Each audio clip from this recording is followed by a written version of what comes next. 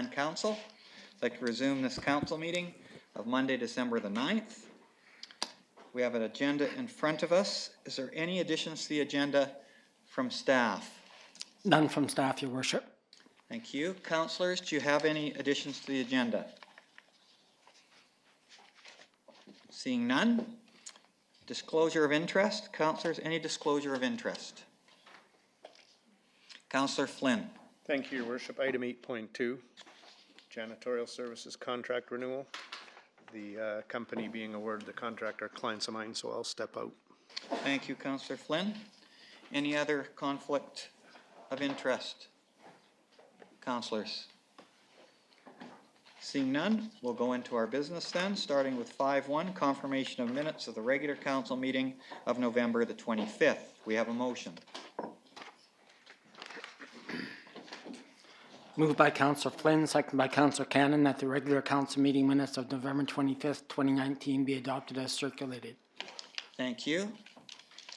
Any additions or edits or omissions to those minutes, council?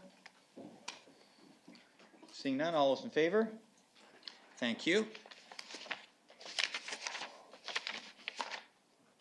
We'll move to 6.1, Development Planning Service Committee meeting minutes of December the 2nd, 2019. We have a motion. Moved by Councillor Wallace-Richmond, seconded by Councillor Flynn, that the Development and Planning Services Committee meeting minutes of December 2nd, 2019 be received as information. Thank you. Any additions or omissions to those minutes? Your Worship, I would note that there is some business arising from the minutes to be dealt with after this vote. Thank you. So we'll vote on the minutes and then we'll look at the motion we need from arising from the minutes. All those in favor of the minutes? Thank you very much. And the suggested motion from our CAO? The motion, Your Worship, is that Council authorize the Community Heritage Commission to consolidate accounts into one account totaling $4,000 for the purchase and development of the Heritage app. Okay, as described on page 2 of those minutes. Councillor Cannon moves it. Seconder. Councillor Lindgren. Thank you. Councillor Cannon, do you wish to speak to that motion? I think it's self-explanatory. We talked about it in depth at development and planning. Thank you very much. Councillors, any other discussion around the motion? Seeing none, all those in favor? Thank you very much, and thank you to the Commission. Item 6.2, Traffic Safety Committee minutes of November the 14th. We have a motion. Moved by Councillor Lyson, seconded by Councillor Lavery, that the Traffic Safety Committee meeting minutes of November 14, 2019 be received as information. Any additions, omissions, or business arising? Councillor Cannon. Oh, sorry about that. From before, Councillor Lavery. Yeah, thanks, Your Worship. Just two general questions to the staff. When individuals write in to us or to the city, they get referred to the Traffic Committee, the Safety Committee. Do they get responses to their letters that generated the discussion at the committee?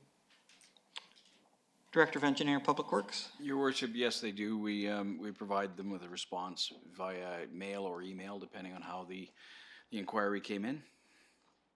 Great, thank you. I assumed that was the case. And the other one is on 7E, on page 23, there's a discussion of Modi presenting letters to owners of LED billboard signs based on brightness complaints. And I was just wondering if...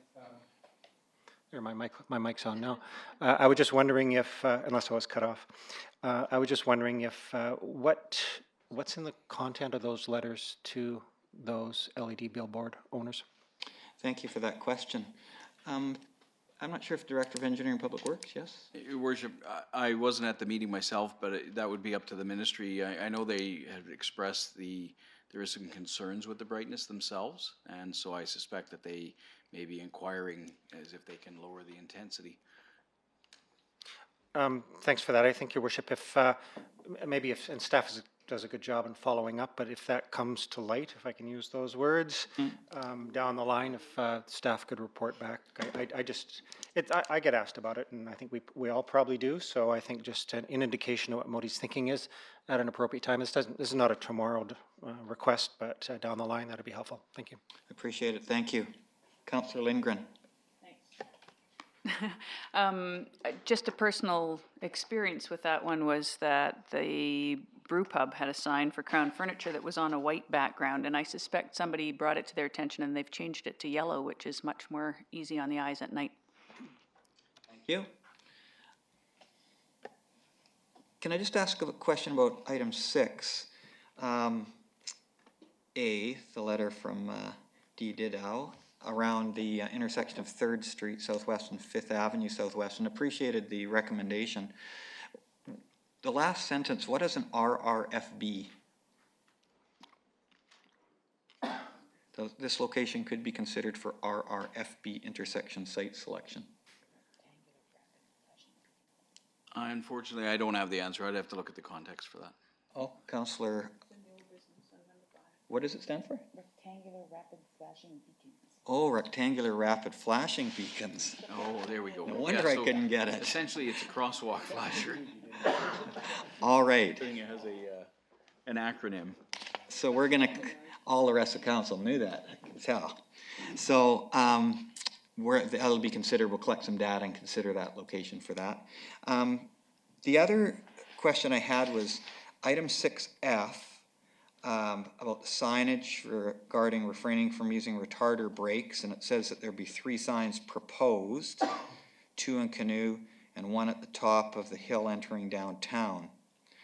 And then I just wondered, item 6H seemed like the same one, but it said the committee recommends no action. I'm just wondering, is the ministry going to erect those signs or considering it? Your worship, the ministry is going to look at the signs. I believe there's actually a sign located just over, I think it's just on the way up to the top of TCH and 30th. It's small, but this was actually a recommendation, or sorry, a discussion that they had. So it'll go back to the Ministry of Transportation to see if there's a warrant for putting those signs up. The other letter, I would have to look at the context of that letter to see what it was about. All right, that's fine then. Thank you very much for the explanation, appreciate it. Any other questions around those minutes? All those in favor? Thank you. We'll move on to 6.3, the Environmental Advisory Committee meeting minutes of November the 15th. We have a motion.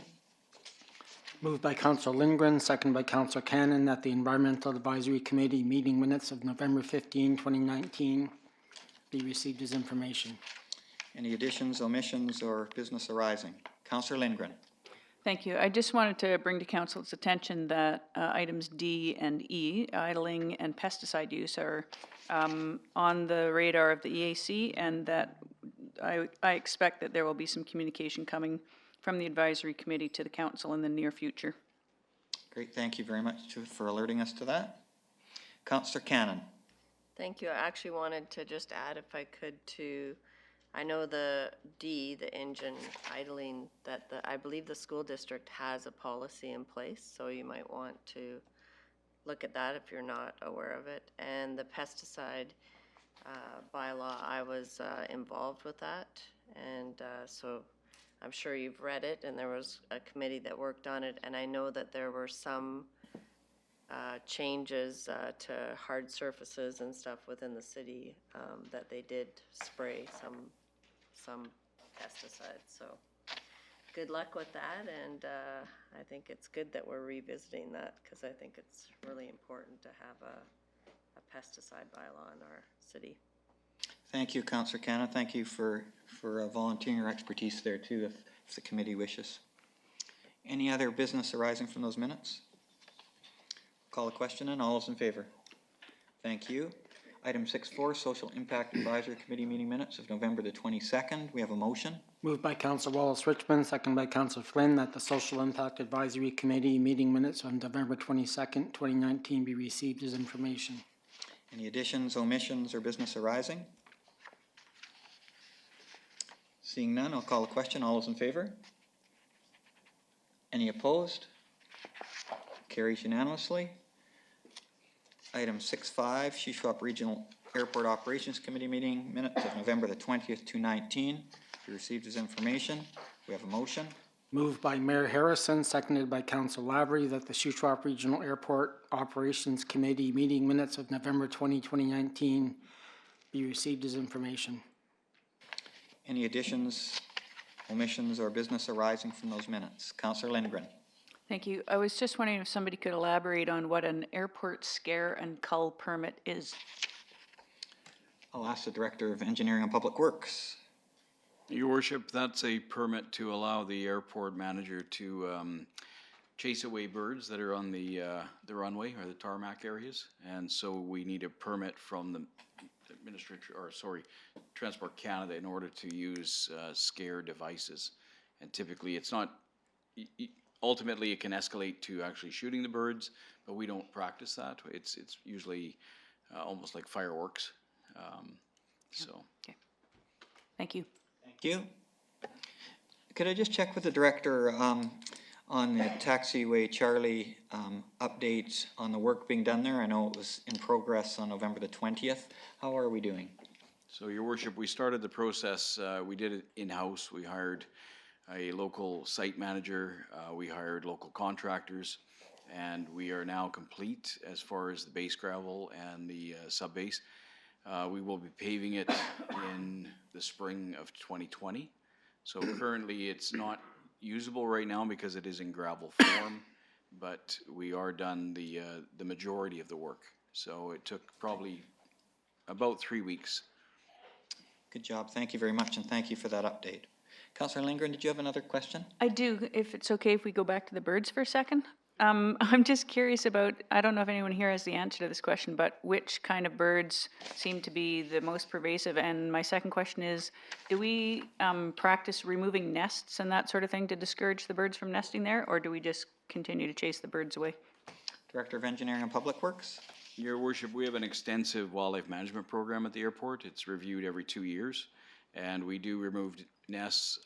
We actually advise hangar owners to batten up the hatches, so to speak, to make sure that there's no nesting areas. We also work cooperatively with the regional district.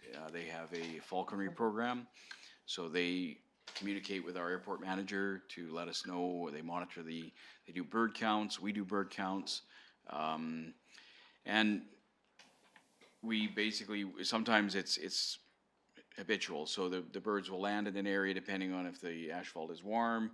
They will go over to the landfill, which is located right beside the airport, which is problematic. We also have a golf course on the other side, which has water, so it attracts, essentially birds for the waterfowl, etc. So it's a constant process. Typically, it's enough just to drive our vehicles down the runway to scare them away, and then the falconer actually pushes them on the other side of the landfill. So we try to keep them out of that general area. Thank you very much. All those in favor of the minutes?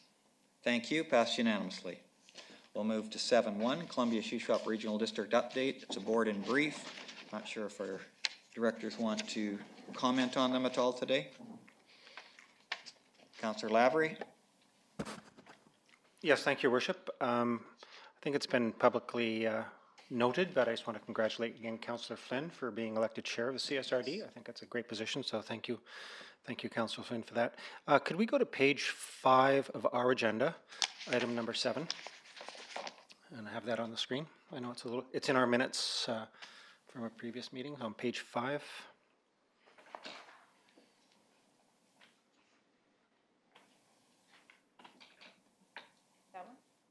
Page 5 would be, it was from the confirmation of our regular council meeting. So page 5 of our agenda.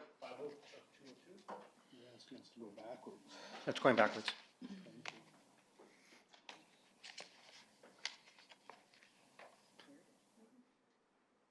It's a regular council meeting minutes. Yeah, right there. Second page. Item number 7, at the last council meeting, we allocated $1,000 based on a successful application by the CSRD for a regional community food action submission. Some of it came from council initiatives and the rest from the Food Ag Reserve. The CSRD, and we did this in anticipation because we weren't going to meet again until the CSRD board had their meeting last week. The CSRD board, much like we did, decided not to proceed. It was premature, and the board and staff felt they weren't ready. So, Your Worship, I would like to basically make a motion unallocating this money to return it to both council initiatives, $513, and the remainder to Food Ag Reserve to get rid of that earmark. And thank council for being proactive last week, but it's not needed. Thank you. Councillor Flynn seconds. I think Councillor Lavery, you spoke to it. Is there any discussion? Councillor Flynn, did you want to talk to that motion? I don't need to, except to say you told us so. Any other discussion? All those in favor of the motion? Passes unanimously. Councillor Lavery, anything else from those minutes? No. Thank you. Councillor Flynn. Thank you. I wanted to just speak to the summary from the CSRD, and I think that's been a great addition to our agenda to have that in our council meeting as a specific agenda item. I know a number of our students live in the electoral area. The detail that's provided in that report is significant, so all I would say is for the students overall, it's worth reading through that item, and specifically for those of you who want to see what's going on in your own areas, they do provide a lot of detail. And so I value the report, and I do want to say it's an honor to have chaired now 2 meetings and be getting involved more than I have been in the past on the regional district now as chair. Thank you, Councillor Flynn, and I know I speak for council when I congratulate you as well, and this is not a small job you've taken on. I know it's a big responsibility and a lot of work, so thank you for doing that. Councillor Lavery. Yes, thanks for the second time, Your Worship. I just thought of one more thing, and there was the inaugural meeting of the Municipal Directors who have got together, and I don't think maybe we've mentioned at this table, I don't remember that, but essentially Municipal Directors from Golden, Revelstoke, Sycamoose, and Salmon Arm are going to meet on a quarterly basis, I think, basically to talk about municipal issues within the context of the regional district. So I think it's a good move to align thoughts and interests, and that's meeting number 1 has already happened. It'll meet again next spring sometime and go from there. Great, thank you. Any other discussion around that report? Okay, seeing none, we'll move forward then to staff reports. Item 8.1, Director of Corporate Services, Environmental Advisory Committee, Citizens at Large appointments. I would entertain a motion on that from Councillor Lindgren, I believe. Sorry, just press your button one more time. I'm on. Got it? Thank you. Thank you. I'd like to make a motion that council appoint Amy Valerino, Julia Beattie, and Carmen Fennell to the EAC committee. Thank you. Seconded by Councillor Eliason. Thank you very much for that. Any discussion around that motion? Could I also thank the outgoing members? Absolutely. Barry Wilson and Sherry Bowlby are outgoing members, and they were great contributors and regular attenders to the EAC, and I appreciate their contributions, so thank you very much. And thank you to those who applied. We had 8 applications for 3 positions, and so we had 8 very qualified people. I will call the question on the, I'll vote on the question. All those in favor? Passes unanimously. Thank you. Item 8.2, Director of Corporate Services, Janitorial Service Contract Renewal for City Hall Courthouse Facility. And Councillor Flynn is going to leave on this one.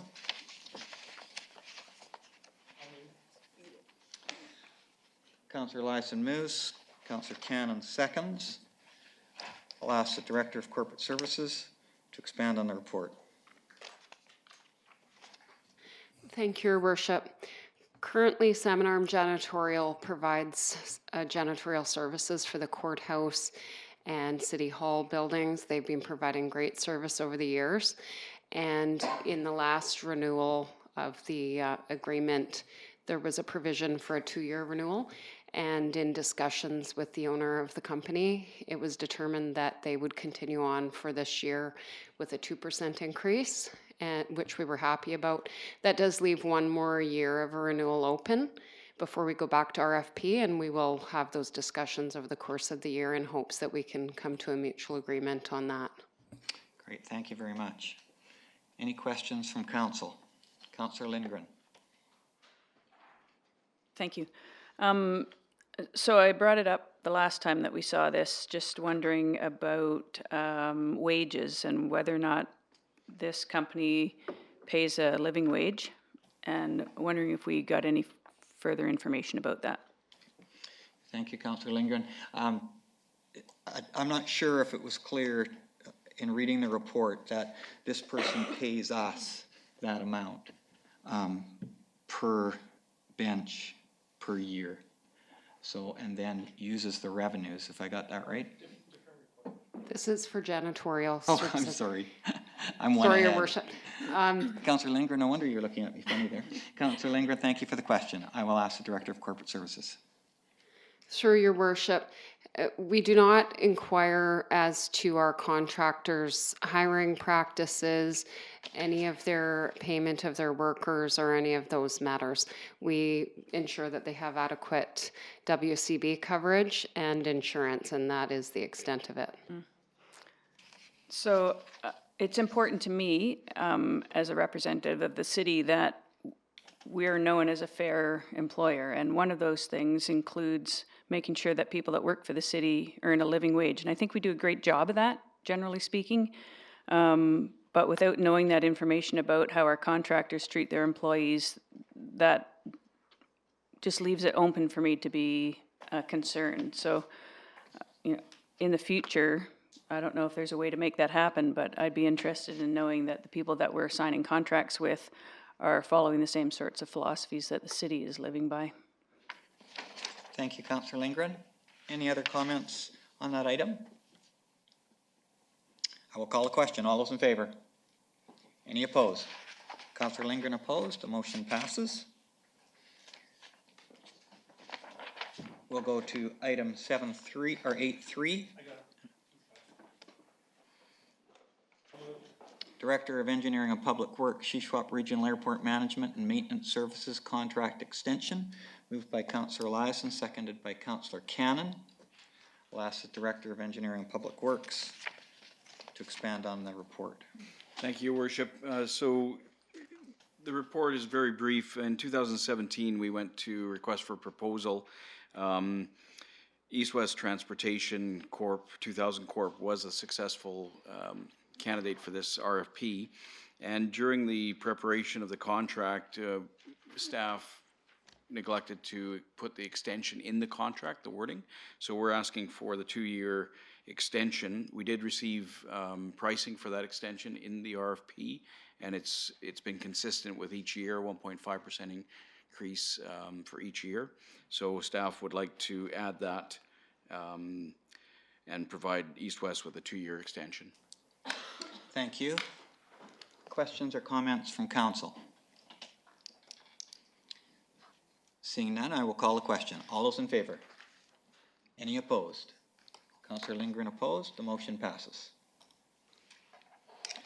Item 8.4, Director of Engineering and Public Works, British Columbia Air Access Program 2020 to 2021 intake.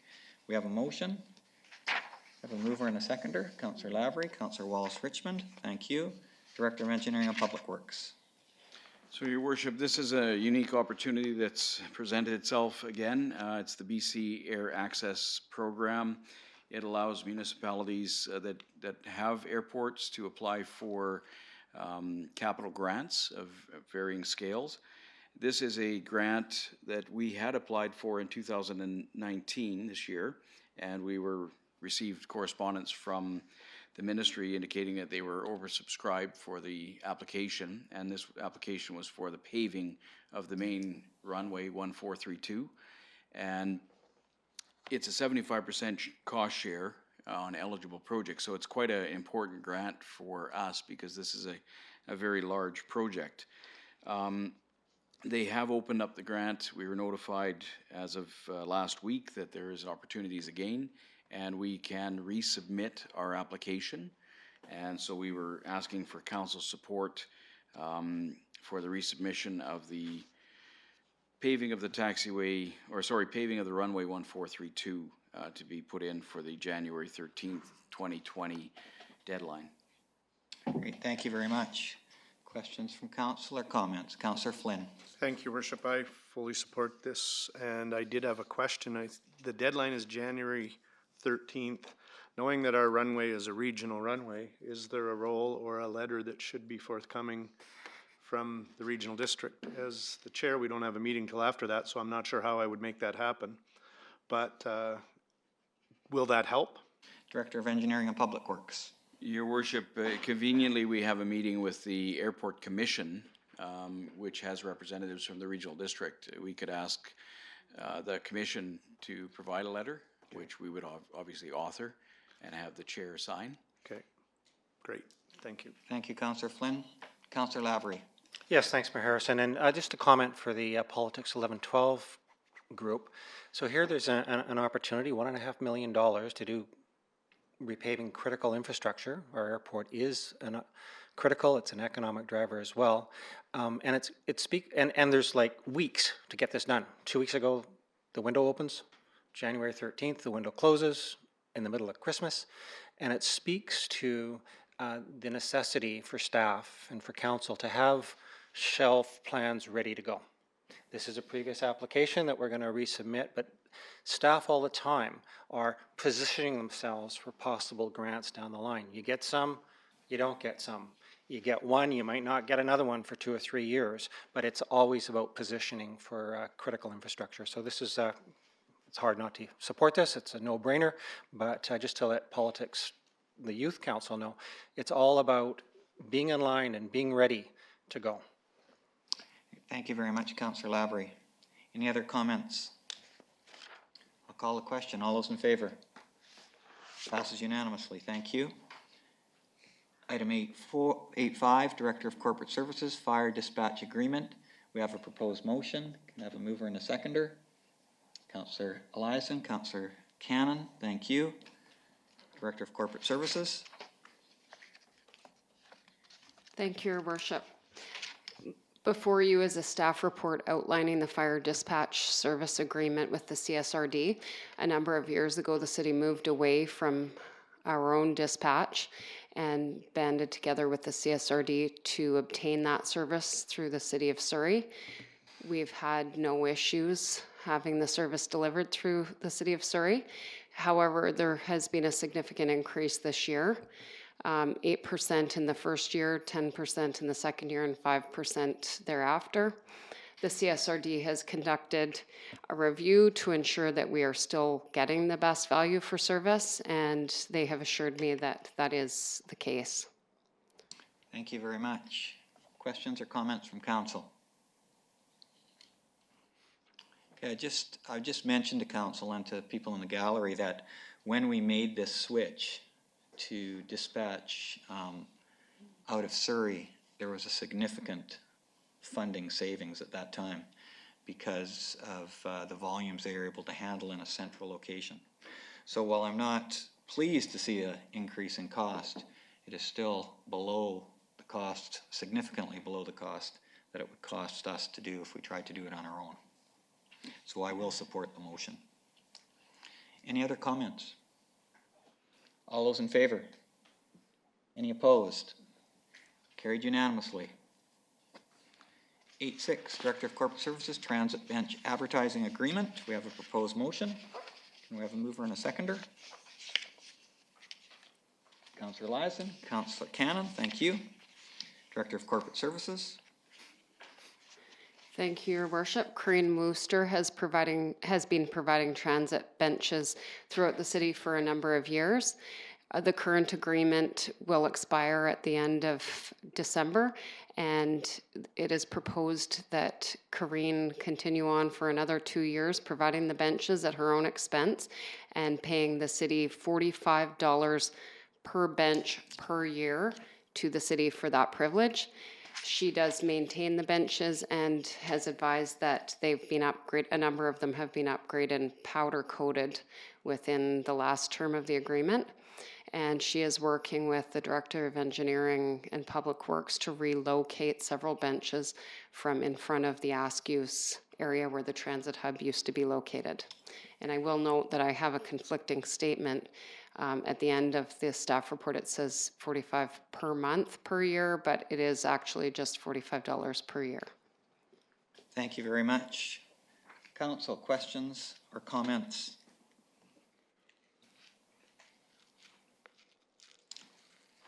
Seeing none, I will call the question. All those in favor? Any opposed? It's carried unanimously. And item 8.8, Director of Corporate Services, Salmon Arm Economic Development Society Fee-for-Service Agreement. Oh, sorry.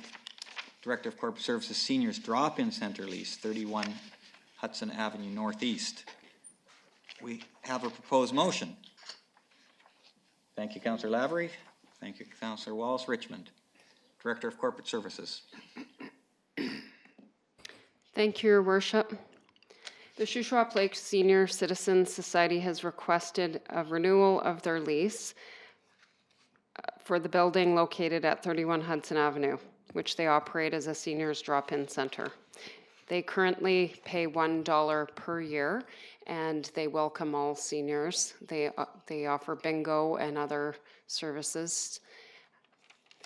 Since the last renewal, the city has conducted an asbestos building materials management survey, a structural assessment, and replaced the roof. I've had quite a number of conversations with Olena Bramble, who is the president, and she is working hard to revitalize the activities and draw a larger crowd. The relationship between the city and the group is good, and communications are strong. Great, thank you very much. Council, questions or comments? Seeing none, I'll call the question. All those in favor? Passes unanimously. Now we're at 8.8. Director of Corporate Services, Salmon Arm Economic Development Society, Fee-for-Service Agreement. We have a proposed motion. Thank you, Councillor Eliason. Seconder, Councillor Flynn. Director of Corporate Services. Thank you, Your Worship. The Salmon Arm Economic Development Society agreement will come due at the end of this month, and Council allocated funds in the 2020 budget for 2020 and has also allocated funds for future years. The first year is $340,000. 2021 would be reduced by $35,000 plus BC CPI, and each year thereafter would see an increase of a BC CPI. Everything except the location of the operations for the Salmon Arm Economic Development Society, which have since changed to the Innovation Center, remains the same from the last agreement. Thank you very much. Councillor Flynn. Yes, thank you, Your Worship. And there was significant discussion around this item at budget. I understand this is just really the execution of what was approved in the budget.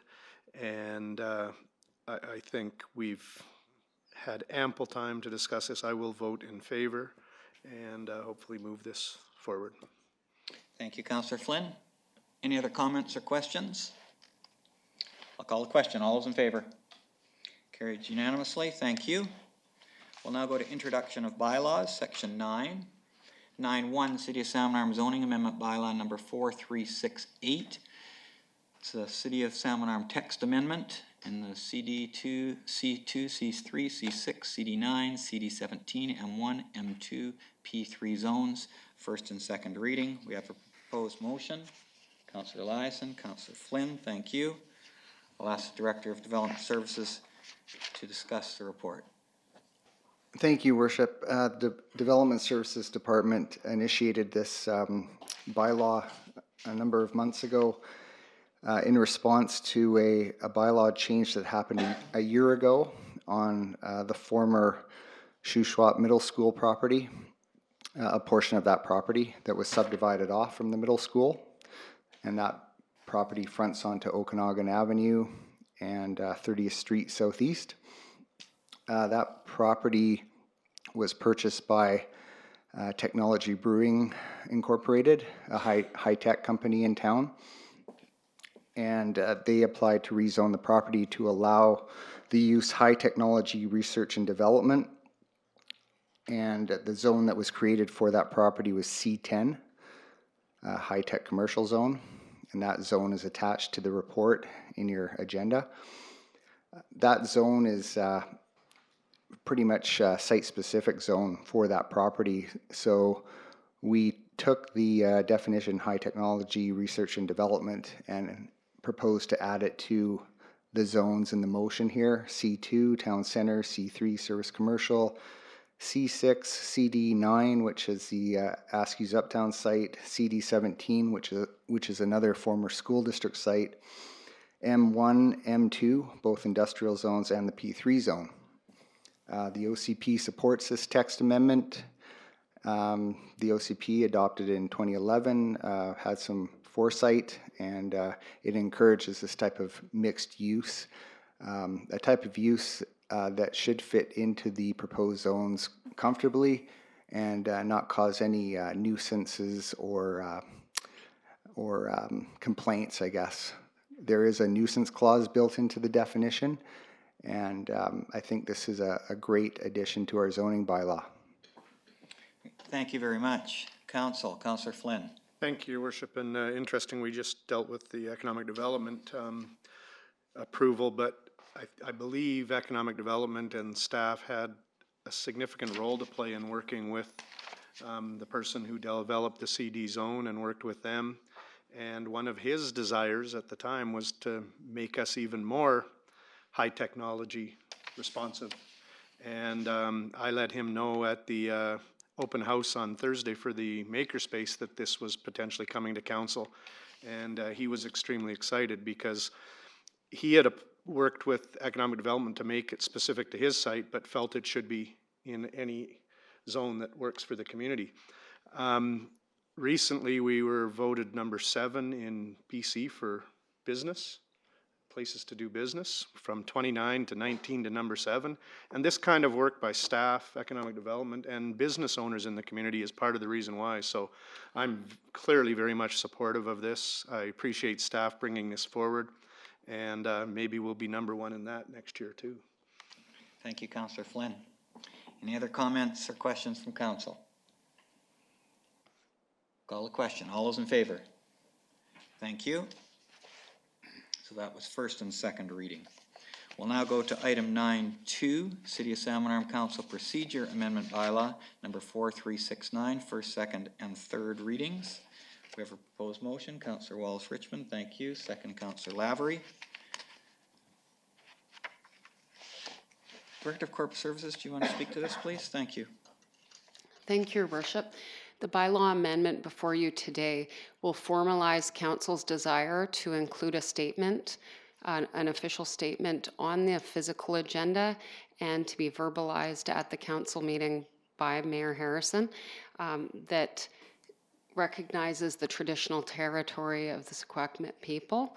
And the official statement is as follows.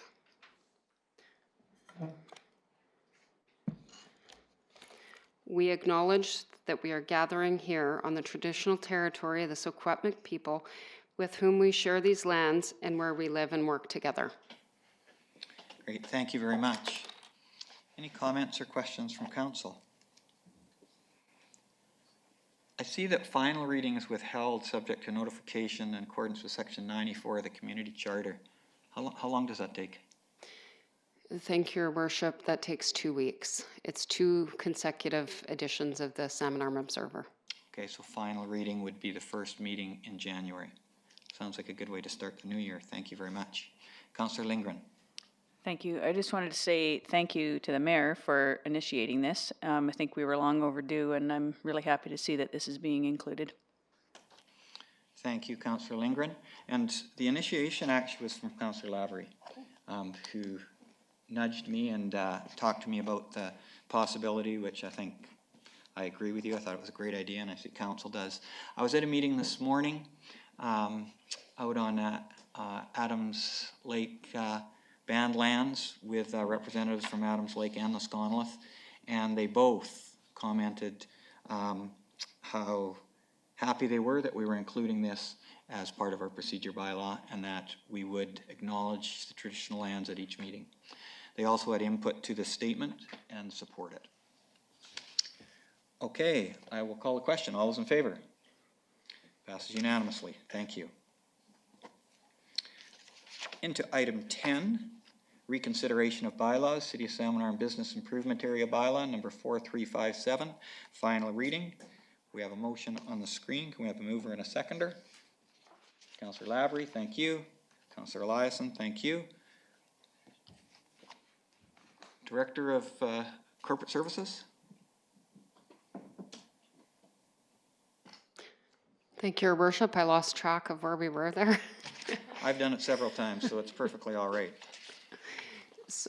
Today will be final reading, if council grants it, for the business improvement area, which the bylaw will take effect on January 1st, and it will include the newly expanded boundary to include Crosstown Center and the new budget. Thank you very much. Discussion by council. Councillor Cannon. Thank you, Your Worship.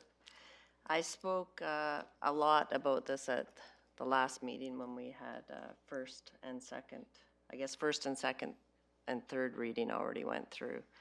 But I just wanted to reiterate that in August, when the DIA came to us about expanding the area and increasing the levy over a 7-year renewal, at this table at that time, we asked if they would be contacting the property owners to let them know about the expansion of the levy area as well as the increase. And I think what we saw, other than our letter that the city sent out in regards to the expansion and the increase, property owners really never heard anything from the DIA. Even on their website, when you look at if you looked at their website, it said DIA levy, and when you clicked on it, there was nothing. Nothing about the levy being renewed, a 7-year renewal, which has a 26.5% increase over the 7 years at the end, and it had nothing about the area of expansion. So I think that for us to give this final reading is sending out the wrong message. So I urge council to vote against this. Thank you, Councillor Cannon. Councillor Lavery. Yes, thank you, Your Worship. And while I voted against this in leading up to this, I think that the will of council on the table here is pretty straightforward. I will vote in favor of this, even though last time I voted against it. There was a lot of discussion at this table. My only 2 cents I would add here is that I would hope that the corporate memory of the various aspects of this process are retained for the next time that we do this, and that, again, who knows who will be at this table, but I think the corporate memory resists out here, or lies out here, and that there is a full opportunity to both inclusion and exclusion before the process, as part of the process, that we're clear about that. I will vote in favor. Thank you, Councillor Lavery. Councillor Flynn. Yeah, I think we've had significant discussion before first, second, and third reading. Fourth reading, in my experience in 15, 16 years at this table, is pretty much, it's a rubber stamp of first, second, and third reading. I'm not saying that that doesn't mean people can't vote against it, but I will vote in support. And I do want to make it clear that the DSA had an AGM where they had an open house to discuss this and invited all of the downtown businesses, and they had very little attendance at that event. So there has been significant opportunity for input, communication, and we did spend, I think, close to an hour at a previous meeting on this, so I implore council to support it at fourth reading. Thank you. Councillor Cannon. I just actually wanted to add one thing to that, is that it's actually the property owners that pay the levy. So a lot of the businesses don't own their own property. And I think on the board we have, when I was looking at it, the DIA board, there's 2, maybe 3 board members that are actually property owners in the DIA area. So I would just say that there's a lot of ways in which property owners could have been contacted. Thank you, Councillor Cannon. Any further input from council? I'll call the question then. All those in favor? All those opposed? Councillor Cannon opposed, the motion passes. We'll go to item 11, informational correspondence. If you wish to speak at any of those items, council, please feel welcome to press your button. We'll start with Councillor Flynn. Do we need a motion for the appointment to the Okanagan Regional Library Board? Yes, we do. I will move that we appoint or reappoint Councillor Lavery to that board. Thank you. Is there a seconder for that motion? Councillor Lindgren, thank you. Any discussion around the motion?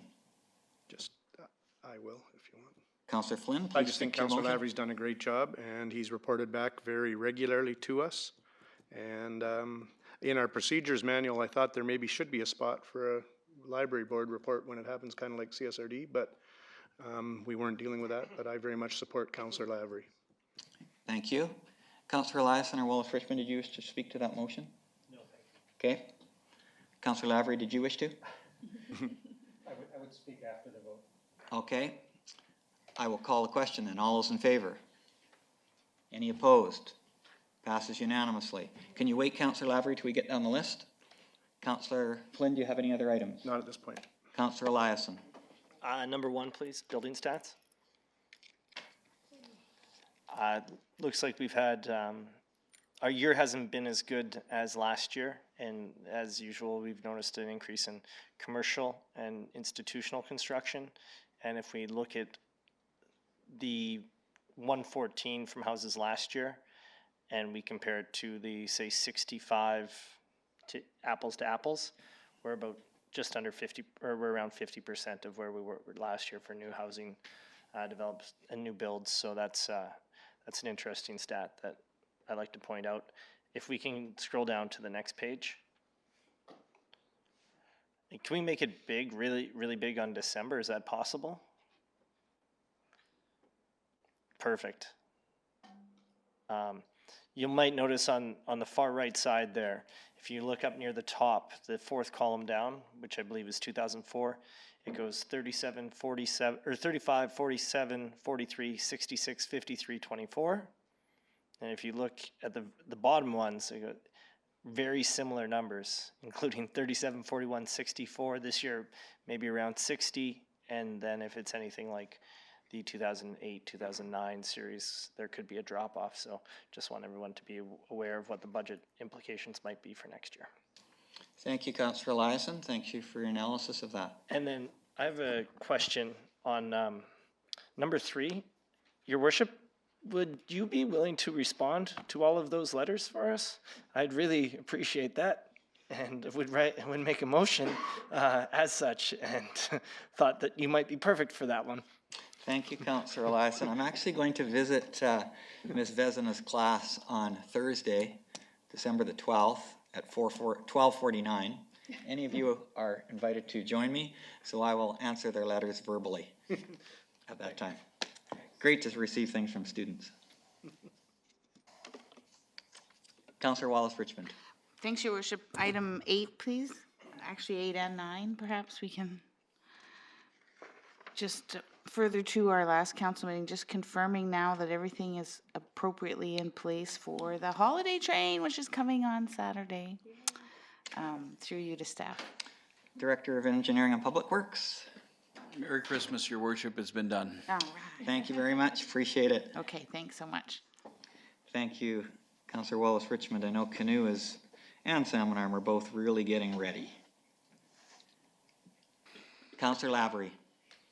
Thanks, Your Worship. I just on the Okanagan Regional Library matter, just to thank you for the continued faith for going forward next year. The 2 big things that are happening are strategic planning for the next round, so that'll be happening this year over and above the regular meetings. And I know it's something I brought up at council before. We're inching towards discussion on the financial allocation model assessment that is really gears to the levy that's attributed and the service, and then the services that are attributed to the local branch. And for those in the gallery, it's really a difficult comparative to say what is fair between Falkland and Malacqua and Salmon and Kelowna with its 3 branches. How do you divvy up the budget? The financial model to do that for a comparison is based 50%, it's not just on population. It's based 50% on population and 50% on assessed value. And so all that goes into this gigantic formula that we at the table here have heard a lot about. And we will be reviewing that. And when I say inching forward, it'll be a topic of discussion over the next number of months at the regional library. It has implications for our service levels and what we pay for those service levels, and I'll keep council apprised. The other matter is number 4, letter from R.J. Haney Heritage. And welcome to Doug and Susan, Norma, thank you for being here. We didn't take quite as long to get to your item today, so I appreciate you being here. Councillor Lavery, go ahead. Well, we could take a little longer if that's requested. So. Personally, I think it's a great idea. The Haney Heritage has requested a member of council to sit on the advisory committee. I would like to make that motion. I think it's very similar to whether it's EDS or the Chamber or other grant receiving relationships we have, Roots and Blues, SASLA. So I think it's a good idea. It's timely, and to go from there. So I would support it. I would like to make the motion that Councillor Cannon is a representative to that committee. Thank you. To that potential committee. Councillor Flynn. Did you wish to discuss that further? No. Councillor Cannon, are you comfortable with that appointment? Yeah. Thank you. I will call a question on that then. All those in favor? Thank you. Carried unanimously. Councillor Lavery, we talked about a further, as Councillor Cannon's going to pick up that committee, we talked about a further change. Would you like to make that motion? Yeah, well, I can do that now. I was going to do it a little bit later, but it's a timely event here now. So just again for the gallery, everybody at this table takes on all sorts of internal committees and external committees as well, and it really is a balancing of time availability and expertise and interest as well. So with the shift with Councillor Cannon going to Haney Heritage, I'd like to make the motion that Councillor Louise Wallace-Richmond become the council member sitting with the Chamber of Commerce. Thank you. Is there a seconder to that motion? Councillor Flynn, thank you. Councillor Wallace-Richmond, you comfortable with that change? Yes, Your Worship. Okay. Thank you. Councillor Lavery, did you speak to it further? No, thank you. Does anyone else at the table wish to speak to that? Okay. Thank you, Councillor Wallace-Richmond, for your willingness to take that on, and Councillor Cannon as well. I know with every committee, it's a time commitment and it's some work, so I appreciate you both being willing to do that. We'll call the question on the Chamber appointment. All those in favor? Any opposed? Thank you very much. Councillor Flynn. Yeah. Oh, I'm sorry. Just a question. While we're housekeeping committees, I had taken on Community Futures for the past year, and I'm wondering if we might as well do that change at this point in time since we're dealing with committees. So I'll make a motion that Councillor Lindgren be the rep at Community Futures. I didn't even finish the motion. Wow, he's fast. That's all I need to say. Thank you. Seconded by Councillor Eliason. And I took it on for a year. I am now CSRD chair and would like to have a little bit of time freed up. And while we're speaking to it, you did mention we all have a lot of councils and a lot of outside or committees and outside activities. And just to be clear, I think Councillor Cannon is a perfect rep to be on the Haney because she's also the Heritage, and I think that's a good match. Thank you, Councillor Flynn. Councillor Lindgren, you're comfortable taking on Community Futures? I am, and I'd like to thank Councillor Flynn for covering that for the first year while I got my feet wet in the other areas, so I appreciate that. Thank you very much. So I'll call the question. All those in favor? Thank you. Thanks you for that appointment. Councillor Wallace Richmond. I had my question answered, Your Worship. It was item 8 and 9. Okay, thank you. Councillor Lindgren. Thank you. Item 11, please. This is a very nice letter about a very nice lady. I just wanted to say congratulations on passing your examinations, Aaron. That's well done. Way to go, Aaron.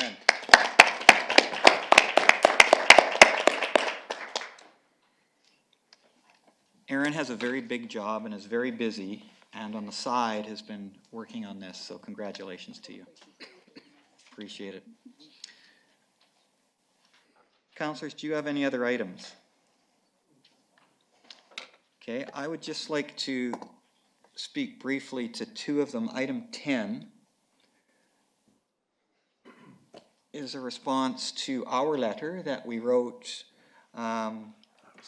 to Flinroe regarding the Rural Dividend Plan program and its cancellation for the 2019 year. And I was at a meeting today, as I'd mentioned before, out at Adams Lake, and part of our discussion was about the West Bay Trail and the funding of the West Bay Trail. And of course, Council is aware that we have been working with the Nisconnet Indian Band and with the Adams Lake Indian Band in putting together a rural dividend program application for 2019.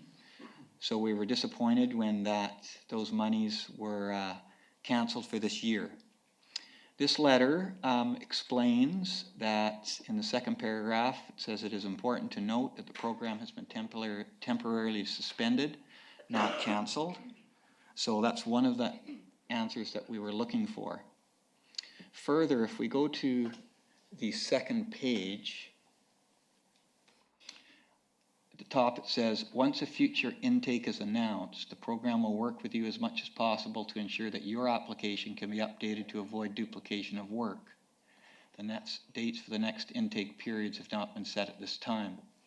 So we wanted, the other reason we wrote that letter was to make sure that our application is in the forefront and is being considered. We will keep our eyes open and hopefully modify as necessary for the future intake, which we're hopeful will be in 2020. So I just wanted to bring Council's attention to that letter. The other item is item 12, which is a letter from Minister Farnsworth, and I think most of you were at the meeting at UBCM with Minister Farnsworth, and it was around the highway corridor through downtown, and mostly it was about the red light camera. If we could just move down just a bit on there. Okay, I think that's good.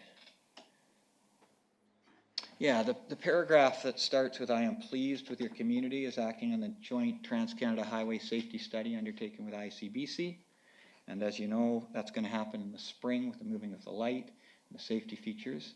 It says, as you're aware, the addition of the new cameras requires extensive analysis and consultation before any expansion decisions are made. As the minister told us at the time, all current camera locations were selected based on analysis of risk factors, including crash frequency, crash severity, etc. He says, additionally, as commercial vehicle traffic is a specific concern along the Trans-Canada Highway and Salmon Arm, this contributes to the analysis and recommendations for improved corridor safety. The important sentence is this one. As discussed, please send my office a letter with your request for a red light camera at Alexander Street and Trans-Canada Highway, as well as any research and evidence you may have. So my intention is to provide that letter, reiterating some of the things we said at the meeting, which is the fact that we are the only community in British Columbia with the Trans-Canada Highway that runs through our downtown, along with the stats for traffic numbers, including truck numbers that run through, and then accident stats. So we will respond, and the minister did say he would like to visit our city. He had never been here to Salmon Arm before, so I will include in that letter an invitation to Minister Farnsworth so that I can take him right down to Alexander and the Trans-Canada Highway so he can see for himself as the vehicles go by. So I just wanted to let council know that we will act on that letter. Councillor Lindgren. Thank you. I just wondered if you might be able to split his time between Alexander and Shuswap, because I've personally reported 2 semi-trucks turning left off the highway traveling east onto Shuswap Street that were blatant red lights before they even entered the intersection. And I've reported them to the police as well as reported them to the company that owns the trucks that have been driven through. So we got more than one hot spot. Great. Thank you very much, Councillor Lindgren. I appreciate that. We will walk right up that way. Absolutely, I will invite council to come along. Any other items on the informational correspondence? Okay, seeing none, we'll move through our agenda. We did deal with item number 18. We have our secondary youth council here today. We'll do the youth council first, then council statements. Actually, Councillor Walsh-Richmond, do you have a council statement today? I do not. Okay. Youth council. Great to have you here.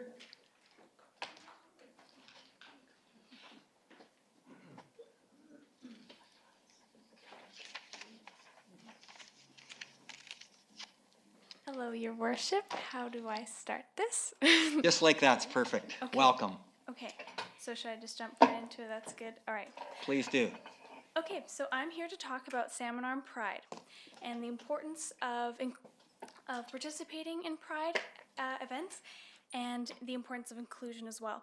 And I've included a little stat here from our SOGI curriculum at our school, and SOGI stands for Sexual Orientation Gender Identity Program that we adopted 2 years ago, that states that 64% of LGBT+ youth do not feel safe in school. And, oh, is this a clicker? That is so exciting. Okay. I've never had a clicker. Okay. So first I'd like to point out our strengths as a city. So first of all, we had a rainbow crosswalk put in nearby Blackburn Park. Very awesome. We've supported local pride events before that have happened, within Salmon Arm. And we have an open tolerance and appreciation for the queer and transgender community. And then our weaknesses.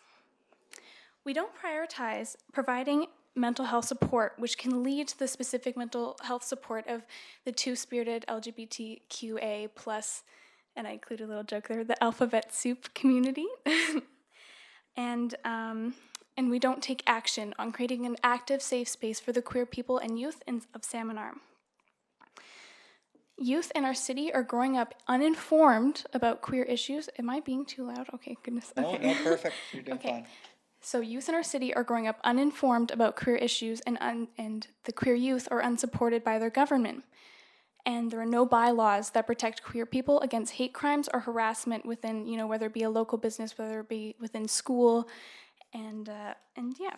And so I've included an example of the serious homophobia that is happening within our school district. So these are pictures that were taken just last year in June during Pride Month. So there was a first set of posters that was put up, that I put up, that included hotlines for LGBT+ students and two-spirited students, just also to, say, hey, it's Pride Month. So they're just Pride Month posters that I put up all around the school. And within 45 minutes, these posters were ripped down and thrown in the garbage and torn up.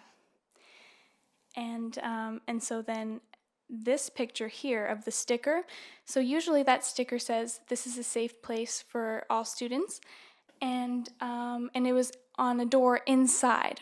So this sticker was just torn to shreds, and you can see that someone took something sharp and rubbed around the center of it to really destroy it.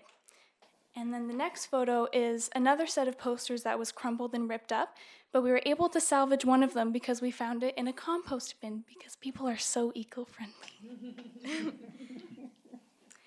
And this is a photo of a group chat these are photos of a group chat that was made just this September by our students. These are 4 separate photos, and I'll just let you read them.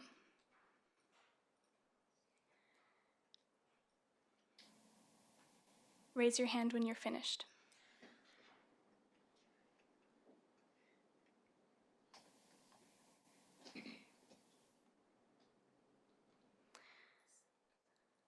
All right. And this clicker. Here we go. And now I'm going to talk about our obstacles and opportunities that we have as a city to move forward. So, first, we can begin educating our populace on fact-based queer and transgender topics and how to properly handle hate speech.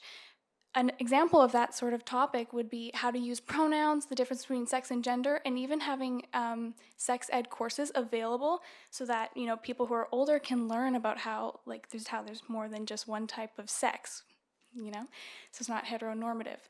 And also to expand people's cave ideologies, as I call them.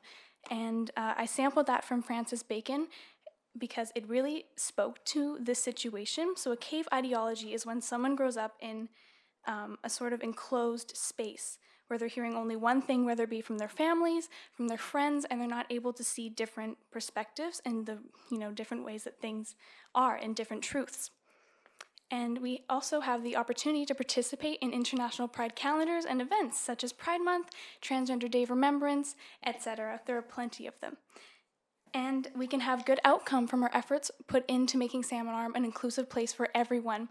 So an inclusive place for immigrants, an inclusive place for transgender people, an inclusive place for queer people, etc. There's a whole lot of them. Okay. And also to put a crosswalk in the heart of our town and not kind of set off to the side like it was done in the Blackburn Park area. So we can really have people come into our town who, you know, their parents might be transgender, or, you know, families might have queer people within them, and they can come to our town during the summer or the winter or for Christmas or whatever holidays, and they can see that and they can say, wow, I feel safe, because I know I feel that way when I go into a town that has some sort of pride mural or pride anything with rainbows, and it makes me feel safe personally. And also the creation of pride banners on poles for pride events. And we can provide safe space stickers to local businesses and areas within our city. We could even have, you know, now that I'm thinking about it, a pride flag and a Secwepemc Nation flag right there behind you. And here are the threats to staying the same and not taking any action, not creating any awareness on this issue. So, bigotry and misinformation will continue to spread throughout our city. Queer and trans people will not be properly represented. Queer and transgender specific mental health issues will not be addressed appropriately like they should be. Queer and transgender students will continue to feel unsafe in our school. And our city will not progress with the other cities taking action and having pride events available and wanting to make a safe place for everyone that lives within their city. And, oh, shoot. Oh, darn. Okay, there we go. So I have included these little pictures because, first of all, the dog is, like, so cute. He's really cute. And it was taken at one of the two Pride events that I attended this summer. And the little picture of the donations for Fogo Pride Island picture, I want to explain that a little bit. So in Newfoundland, I visited there this summer with my mom, and we went to this little island, this tiny little island called Fogo Island, right off of Newfoundland, and population 2,224 people. Yet they had a week-long Pride event within just their little community of 2,000 people. Week-long Pride event, and I thought that was really, really amazing and really interesting. Yes, and that is my presentation. And how do I go like that? Yes. Thank you very much, Eliana. Very well done. Can I open it up to questions and comments from council? Yes. Comfortable with that? Okay, Councillor Lindgren. Thanks, Fiona, for coming to speak to us. Oh, maybe I shouldn't have spoke. I was going to get through this without getting emotional, but when my son was in grade 11, he was identifying as straight and still does. However, he was targeted as queer, and that caused significant issues in his life. His vehicle was painted with homophobic slurs, and he was attacked in the hallway several times at school. And so that caused significant anxiety and depression for him, including 6 months of suicide watch, and he's straight. So it worries me a lot that this is still going on, and I have a lot of emotion, obviously, about how that must affect kids that are queer and identify as queer. So thank you for speaking up. Thank you very much, Your Worship. Thank you, Councillor Lindgren. That was very brave of you. Any other questions or comments from council at this time? Councillor Flynn. Yeah, thank you for your presentation, and I'm a friend of your mum's on Facebook and of most of the Canoeligans that are on Facebook, and I've been able to follow the work you've been doing, and extremely impressive. I think some of the things you've identified as City Council aren't necessarily our role, but I think a lot of that you've identified is. And as the downtown Salmon Arm rep, that sticker for businesses, to me, is something that maybe you should be coming and talking to downtown Salmon Arm about. I think some of the other issues, when we talked about the Pride Sidewalk, I was one that thought we should look at a downtown location, and I think that's again something to talk to downtown Salmon Arm about, and maybe the city. I think you've got some great ideas, and sometimes our reaction here is to, when we hear a presentation that's as impactful as yours, we tend to overreact. So I think we need to take time to absorb it all and then figure out how we can move forward and support what you're asking for, some of the things. And like I said, I think some of it isn't ours to deal with, but I think you've given us a lot of things to think about, and I think you're doing an awesome job, so thank you. Thank you very much, Your Worship. The point of this presentation was also to mainly raise awareness within the council, so thank you very much. Thank you, Councillor Lavery. Thanks for the presentation. Yeah, thanks for the presentation. I'm just thinking back in the last year or two of some of the things we've done besides Rainbow Crosswalk, but when it was defaced, individual councillors took action of saying this is not right, and certainly spoke to the media. So I think there's lots more that we can do. The issue of a downtown crosswalk, I know everybody had a different idea of where it should go. The issue of, so I'll speak for me, the issue of downtown was complicated by all those bricks we had in crosswalks, and the information that we had was that it either an overlay or paint on those wouldn't work. I think it's time to revisit that, and so I would just say that I'm speaking for myself here right now, we can think a little bit more about that, and you're going to be part of the Politics 11-12, so there'll be further discussions on that, but I would like to see something downtown without a doubt. Thank you for your passion and your leadership on this, and this is a safe place. Thank you, Councillor Lavery. Any other comments from council? Thank you very much for raising our awareness. We really appreciate it. Thanks so much. Do I just...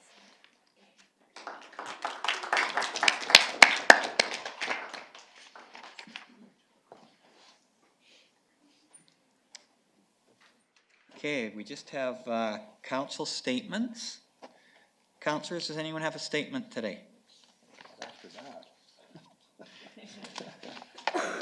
Councillor Cannon. I just wanted to let council know that Rogers Hometown Hockey awarded us with this unit that's a basketball net, and it has a hockey net in the back. I wish I had a picture to show you guys. I do have one, so I'll send it out in an email. And we're hoping to get it towards the end of December or into January. And in talking to Director of Engineering and Public Works and Darren at the Top Shop, we're going to be putting it at Jackson Park in Canoe.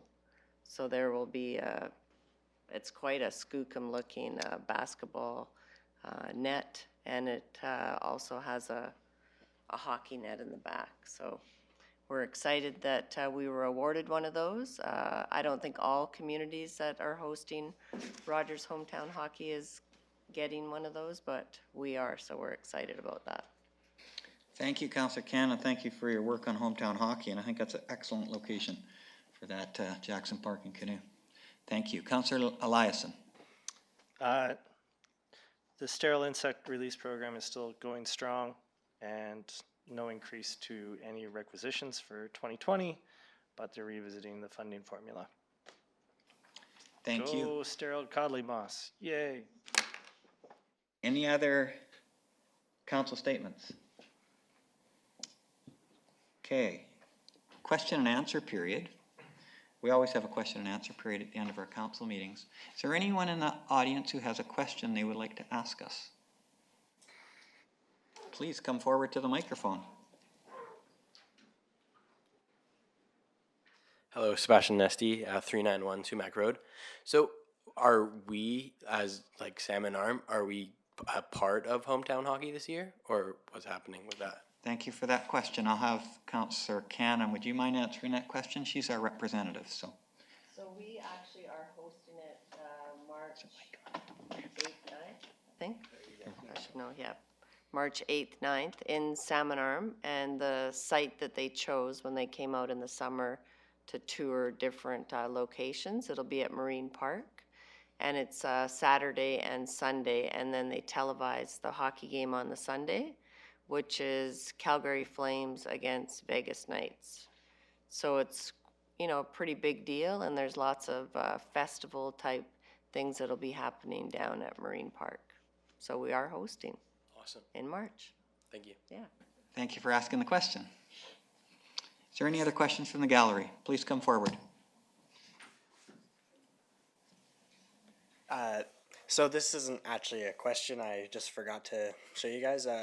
For the youth council, I'm going to be showing you who's going to be shadowing you. If that's okay.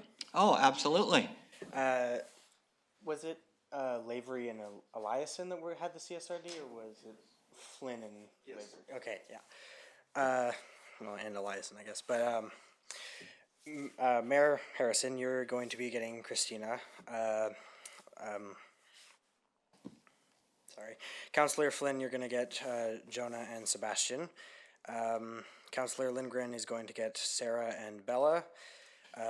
Councillor Cannon is going to get Jack and Ashley. Councillor Eliason is going to get me, Caleb Sile from 5232 Willies Road. And Wallace Richmond is going to get Angelina. Great, thank you very much. It's a really important part of that program, one that we enjoy because we get to know you one-on-one. And so will you be in touch with us, or do you want us to reach out to you? Which works best? Should I reach out to them? Part of it is they have to email you. So. Perfect. Okay, well, look forward to getting your emails then. Thank you so much. Councillor Lavery? I'm feeling a little left out here, guys. Maybe I missed it. Yeah, there's two with you. Okay. Could you repeat those again? Looks like Amy and Zach. Emma and Zach, sorry. Great. Thank you very much. Everyone else knows their shadow, so we'll look forward to your email. Okay. Any other questions from people in the gallery?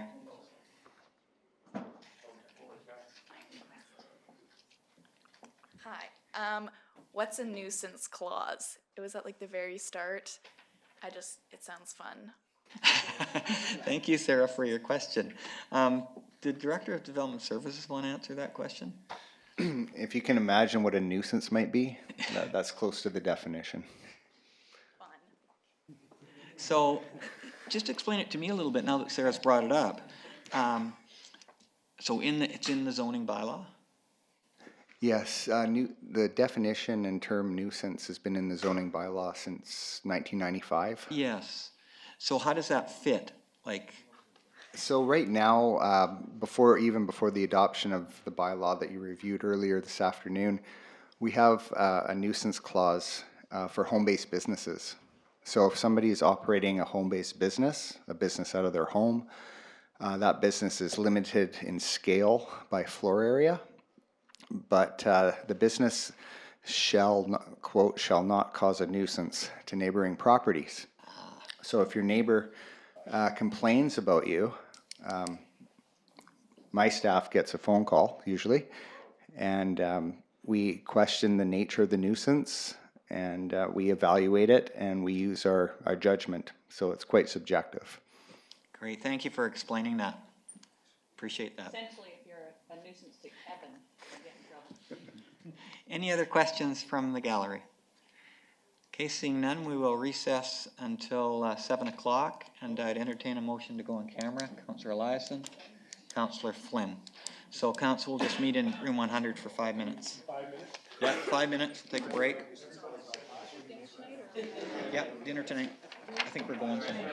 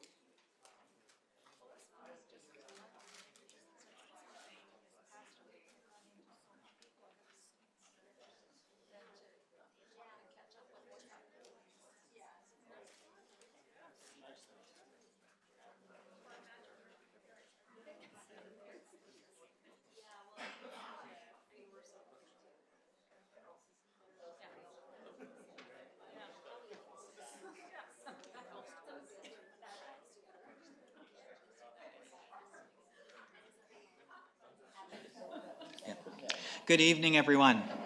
Welcome to you all. Welcome all of the folks who are in the gallery this evening. It's nice to have you here. Welcome back, staff and council. We're going to resume this council meeting of December the 9th.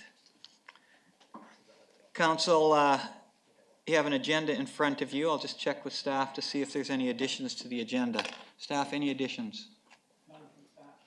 Thank you. Councillors? Seeing none, councillors, are there any disclosure of interest over either of the items that we're looking at this evening from anyone? Okay, so for people in the gallery, we're at item 22 on our agenda, which is statutory public hearings, and we have 2 public hearings this evening, both about the same property. One is an official community plan amendment, and the other is a zoning amendment. So I'm going to just read from the Legislative Local Government Act, expectations during the public hearing. So at this public hearing, anyone who believes their interest in the property is affected by these matters will be given a reasonable opportunity to be heard or to present written submissions to council. If you wish to speak to council concerning the proposed bylaws, please approach the microphone and begin your presentation by clearly stating your name and your residential address. The function of council this evening is to receive the views of the public and ask questions regarding your submissions. Council will not debate the merits of these proposals with individuals. The background documents related to the bylaws and written submissions that have been received by the city are available for inspection by the public and are located in the binder on the table by the entry doors. All written submissions will be retained by the corporate officer for review by council and by members of the public. To ensure that everyone has a reasonable opportunity to be heard, the following rules of procedure have been established. 1, please direct all your submissions to the chair. I will then redirect questions to the correct staff person. 2, following introductions of the bylaws by the city staff, the floor will be open for presentations, starting with the applicant and followed by other interested parties in the order in which the chair recognizes them. Your presentation will not be limited unless the submission is not relevant to the proposed bylaw. I will be sure to make 3 calls for submissions prior to the closing of this public hearing, so everyone has an opportunity to speak who wishes to. I ask please that everyone respect the views of others and try to keep your presentations as concise as possible. Provincial legislation does not permit council to hear or receive submissions from the public after the hearing is closed and before final reading. I would now ask the Director of Development Services to explain the first proposal. Thank you, Worship. The first item on the agenda tonight is bylaw number 4353, which proposes to amend the city's official community plan bylaw for lot 24, plan 22473. The property addressed at 480 30th Street Southeast, and to change the land use designation of that property from low-density residential to neighborhood commercial to support an associated rezoning application. The present use of the property is vacant land. The proposed use is a daycare. The owner of the property is Shuswap Christian Education Society Incorporated, and the applicant is Teresa Horsting. Great, thank you very much. And Council, I know you are aware in your packages of 3 written submissions, and people may also speak to those if they wrote them. Christine Ondang, a letter from her, a letter also from Andrea Catrin, Transportation Manager of the North Okanagan Shuswap School District, and a letter from June Stewart, Executive Director of the Shuswap Children's Association. So, is the applicant present, and would she like to come forward and speak to us about her proposal? Yes, I am. Come on up to the microphone. No. You have to come to the microphone. Okay.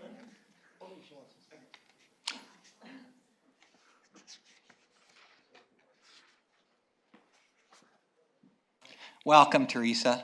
It's nice to see Thank you Alan. here. Yes, my name is Teresa Horstein, and I'm proposing to rezone commercial to build a daycare. Mark will be coming here to do a full presentation for me. Okay, super. Okay, when he arrives, we'll invite him. Thank you very much. Hello, Mark. Would you like to come forward and present on behalf of the applicant? Welcome to council. Worship, Council, thank you. I was here the whole time. I was just in the shadows there. But I'm sure city staff will also have some additional information to provide. Mark, do you just want to pull that mic up? We can hear you here, but the people behind you might not be able to. There we go. So as has already been mentioned, the proposed use of this site, well, it'll be a neighborhood commercial zoning to support the use of a commercial daycare. And in this case, it's one with a lot of emphasis on outdoor play and would be of real benefit to the community. So it's just in the early stages of planning. At this point, at the previous meeting, there were some a motion put forth regarding restricted uses and a covenant that would be placed on the property. So that has been that's in process right now. So there's the legal component of that's being completed. When it comes to the site plan, we've already done some initial site design investigations. You can see kind of, I guess, one iteration of it there. And so the proposed project, once it comes through to the next stage of design and the development permit process, it'll provide all of the required parking on site. So, it may vary from what we see here, but this is kind of the direction it's going in terms of location of the building and how the site is going to be used. So you can see all the sort of the green space to the east at the back of the property is intended to be eventually kind of designed and to facilitate lots of outdoor play for the kids that are there. When it comes to I was able to read one of the submissions prior to the one from the school district there, and certainly the concerns over traffic along 30th is a concern. I've had a couple of kids go through SMS, so I'm well aware of the congestion that can occur there, and traffic associated with Little Mountain and the parking lot there, and people picking up and dropping off kids at SMS. One thing that we would note, again, all the required parking for the project as required by the bylaw will be provided on site for the proposed property. Additionally, I've discussed this with the owner to sort of understand, we don't feel that will be a lot of traffic in relation to the traffic that's already occurring on 30th that will be added by a project like this. and additionally, the peak times for pickup and drop off at the daycare, based on the previous operation of a similar daycare here in the city, they don't necessarily coincide with the peak times associated with SMS. Meaning in the morning, the drop off occurs typically around 8:30 to 9, which is after the bell is gone at SMS, and as well the pickup is generally later, between 4 and 5 p.m. So that kind of conflict we don't see as being as significant as one might assume. So yeah, that in combination with all the parking being provided on site that will be required, yeah, we feel that those concerns shouldn't be as large as perceived. So yeah, I don't know if I can answer questions or if there's anything. Thank you very much. I'll see if council has questions for you, and then you're always welcome to come back if you wish. Okay. Council, any questions for Mr. Lamerton? Okay.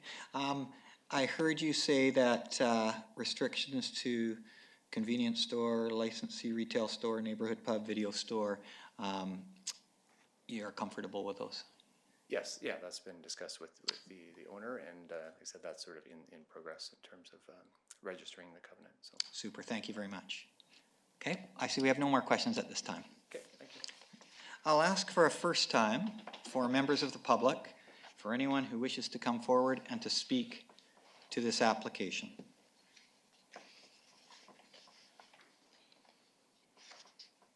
Welcome, Ms. Stewart. Thank you. Good evening. June Stewart, number 7, 2060 12th Avenue Northeast, Salmon Arm. And I'm here with my executive director hat on.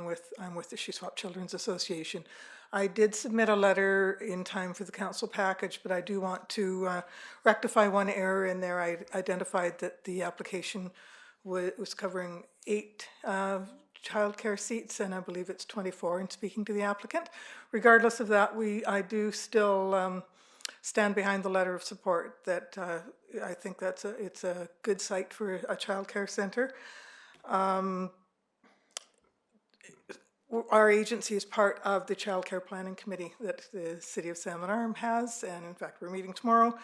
We don't have preliminary results yet, but we certainly know there's a critical shortage of childcare. We see that at Shuswap Children's because we have a childcare resource and referral program, so we deal with the shortages every day. That's what we're looking at.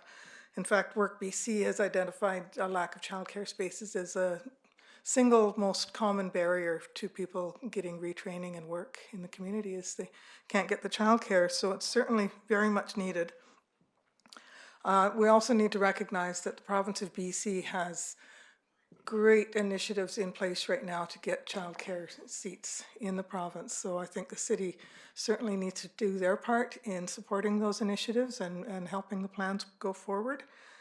In a lot of communities, daycares are actually part of a school. They're on the school grounds or they're on recreation grounds. So this really isn't that much different. It's just a little bit down the road, but it's convenient. It's on a main arterial road. Of course, the road is busy, but that adds to that convenience.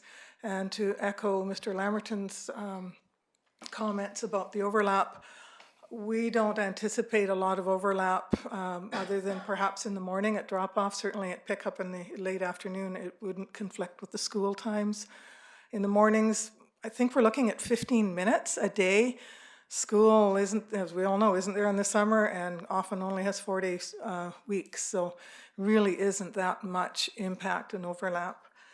And as far as the other congestion, it's a shame that when the school district disposed of the adjoining piece of property to SMS, that congestion wasn't maybe given more consideration there. I think that sale of that property probably has contributed more than a childcare in the area will.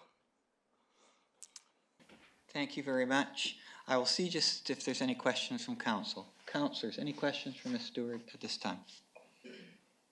Thank you very much for your presentation. Much appreciated. I'll call again for a first time if there's members of the public who would like to come forward to speak to this application.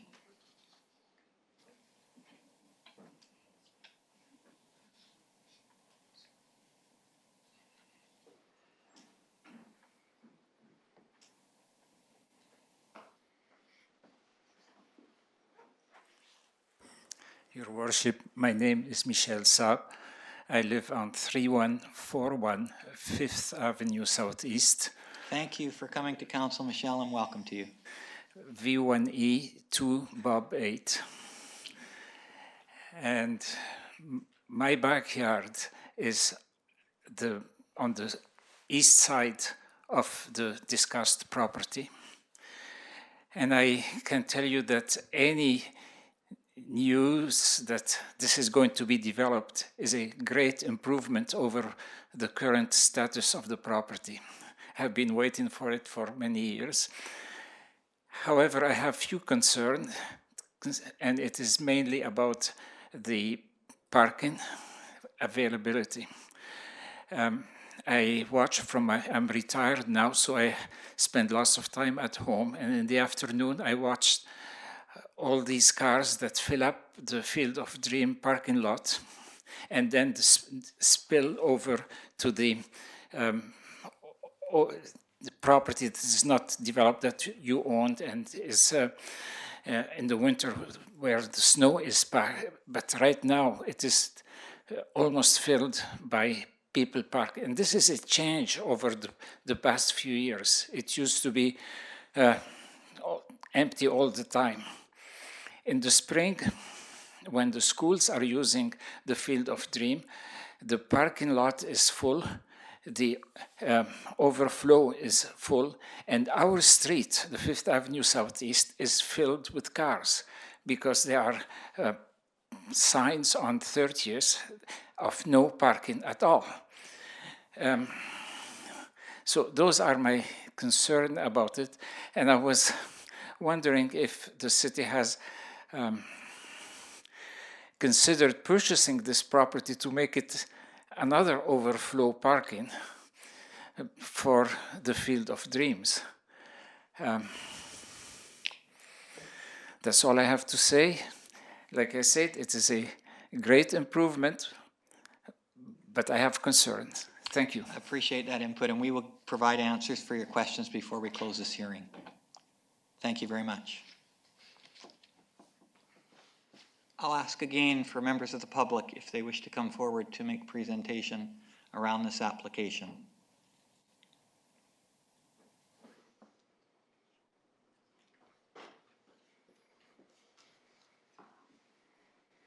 Mr. Mayor and Council, I'm Don Schmoke. I'm here with my wife Debbie.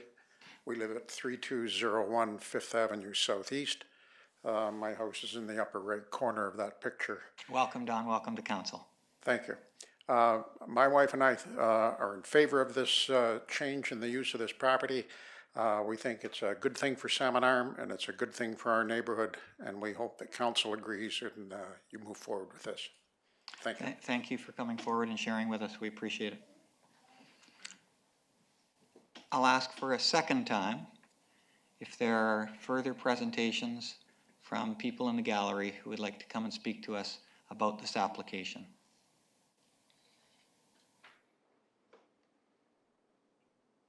Asking a second time again, if there's anyone that would like to come forward. Before I ask for a final time, I'll just turn it over to council and see if council has any questions of any of the presenters or of staff. Councillor Lindgren. Thank you. I was wondering if you could tell me how many staff would be at this daycare, so how many vehicles potentially might be parked there all day? Okay, thank you. I think that would probably be for Ms. Horsting to tell us. 3. Okay. Thank you. Councillor Flynn. Thank you, Your Worship. And just a quick question to staff. I know we've heard one parking issue and we just heard a question about parking. We're dealing with 1, an OCP amendment, and 2, a rezoning. A development permit that deals with parking would come later, is that correct? And that's a separate piece? Director of Development Services. Your Worship, that's correct. If council approves the OCP and rezoning bylaws, the approval wouldn't be tonight. Third reading is being considered tonight.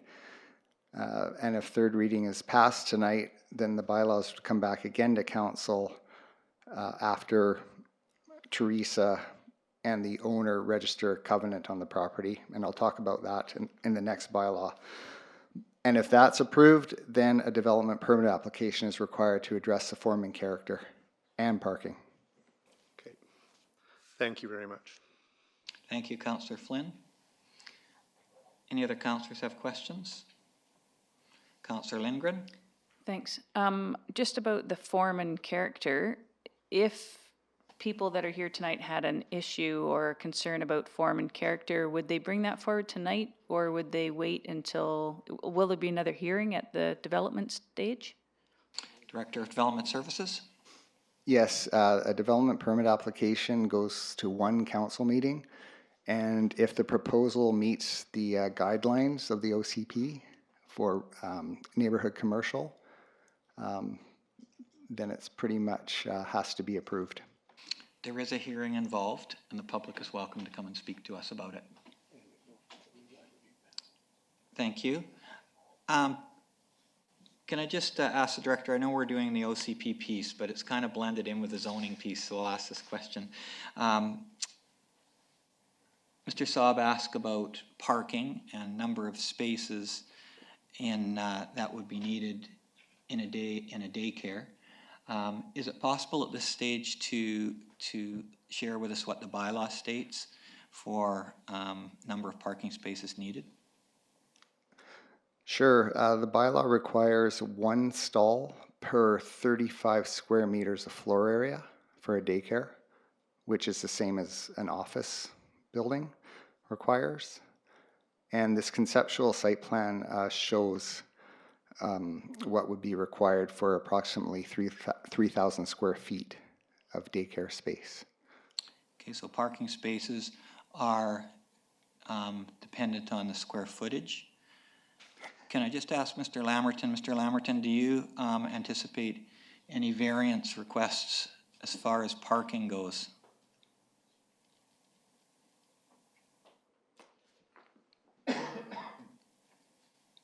Your Worship, yeah, in answer to that question, we don't anticipate that at the time. We like I said, just started to study this site, and this preliminary site plan shows sort of the intention there. So we don't anticipate that, just given what we've learned about how we can situate the building and provide access and the parking. So maybe while I'm up here, I'll add, and perhaps this was in response to Councillor Lindgren's question about the sort of form and character, even though we're not addressing that here, just so people have a sort of a sense that this is being rezoned from a residential zone, and it's obviously adjacent to some single-family homes, but that the scale of this, at what Kevin mentioned, about 3,000 square feet on two floors, is very much sort of a residential scale of a building that will be proposed, and that they'll see at the development permit stage. So just to give people a bit of context about the scale of the structure that we'll be proposing. Thank you very much for sharing that. That's helpful. Councillor Eliason. Yeah, thanks, Your Worship. And just so the gallery knows, we do discuss these items prior to the public hearing in great length. And I know that there's a difference between the rezoning and the official community plan change, but perhaps it's an appropriate time to kind of cover both, because we won't necessarily repeat them. Would the Director of Development Services please outline the permitted uses for the eventual use of this? I think would that be appropriate at this time? I think so. We will hold a hearing for the zoning, but we're kind of combining them. I think it would be appropriate. If we're going to talk about parking, form, and character, we may as well talk about permitted uses. And I know it's because we have considered the potential of this not becoming a daycare and having it rezoned into a commercial property. One of the things that you're allowed to use in a commercial property would be a neighborhood pub or a video store if you so chose. So I believe we made an amendment to that so you couldn't have a video store. Blockbuster's not coming to town, but maybe staff can make it more clear. So there are the uses, thank you, Councillor Eliason, under 15.3, and our covenant would restrict the uses of number 2, convenience store, number 4, licensee retail store, Oh, there we go, wow. Number 6, neighborhood pub, and number 12, video store. Yeah, so when we were talking about this prior to this, we were talking about potential neighborhood uses and what would have the lowest impact for things like nuisance, noise, and so on and so forth. So we did eliminate some of the things that would have a perceived detrimental effect and make this rezoning and official community plan change more easy and more palatable to the neighborhood. So we have that in the covenant, which we will discuss next, but I thought it was important to get on the table now. Appreciate that, Councillor Eliason. Thank you. Council, before I ask for a final time on the OCP hearing, is there any other questions you might have? Okay, I'll ask for a third and final time if there's any further presentation on the official community plan amendment request. Please come forward.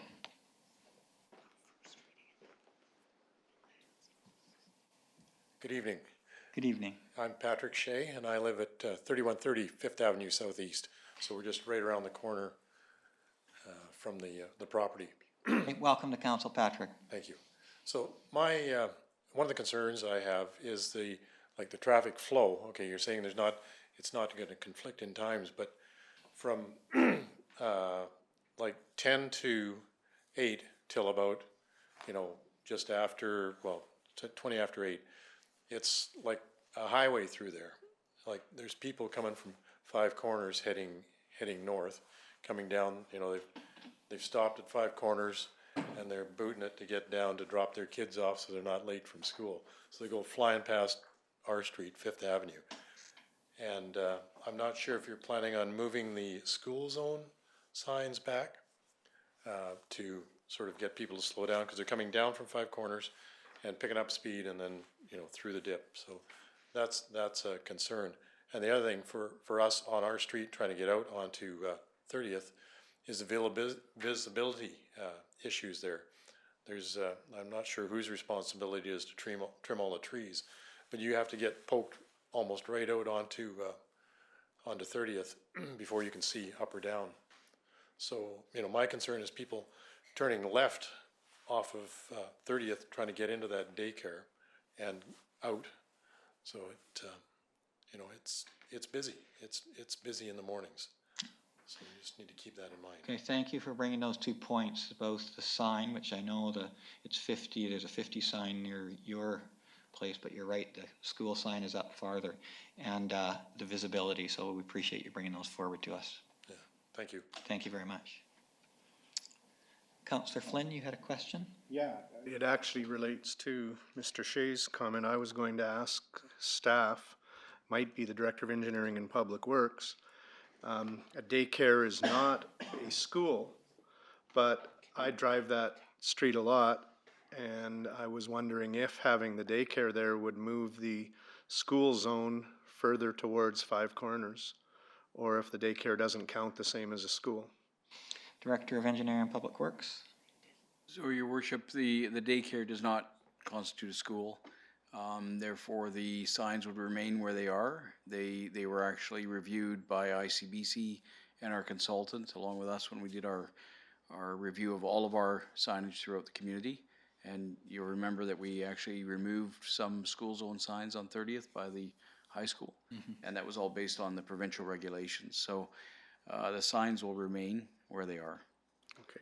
And then my other question was to Director of Development Services to make sure I'm doing my math right, but without a variance, this site would have to have 9 or 10 on-site parking based on 3,000 square foot proposed? Director of Development Services. That's correct. Okay, thank you. Thank you, Councillor Flynn. Please come forward. Thank you. Just to touch on the... You can just give us your name and residential address, because we just write it down. Okay, yeah, Greg Ruth, 2581 50th Street Northeast. Welcome, Greg. Thanks. Just to touch on the school zone, is that sign, the school zone sign, not before the property? No. It's not? But having a school zone in that area where a daycare is going to go is an ideal situation, is it not? I mean, to argue about the school zone and the traffic and the school has created its own problem in my opinion, for traffic. This daycare is in a great location. Everything's there. The crosswalks are there. The sidewalk is there. The park is there. I'm in favor of it. Within a school zone, it's right there. People are slowing down. They know there's a school zone there. There shouldn't be any question. Great, thank you very much for coming forward. I'll ask for a final time on this OCP hearing.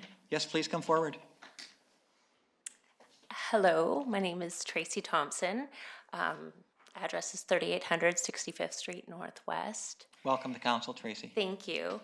I'm a mother of 3 who have gone to Teresa's daycare, and I just wanted to say our town is so blessed to have childcare like what Teresa provides here, and we are silly not to approve her building a daycare because it'll benefit all of our children. Thank you very much. Before we go to the next hearing, this is the last time on the OCP. Yes, please come forward. I want to make sure everybody has a chance. Christy Chu, and I live at, where do I live? 1611 50th Avenue Northeast. Welcome, Christy. Thank you.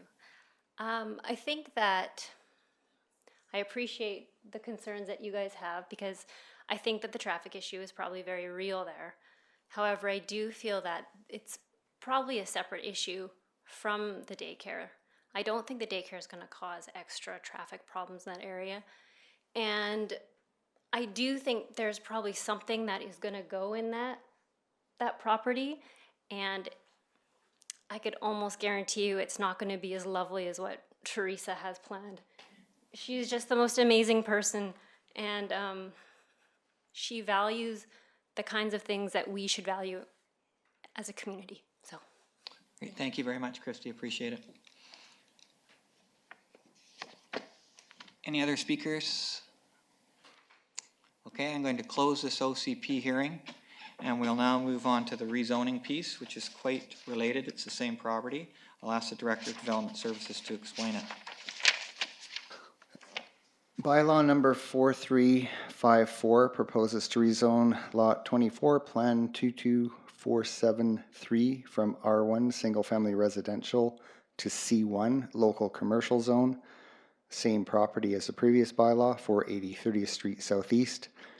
In order for this rezoning bylaw to have third reading, the previous OCP bylaw had to have third reading, so that occurred. And, not quite yet, but anyways, that's what was talked about before. That's how they're related. The rezoning bylaw cannot be adopted unless the OCP is.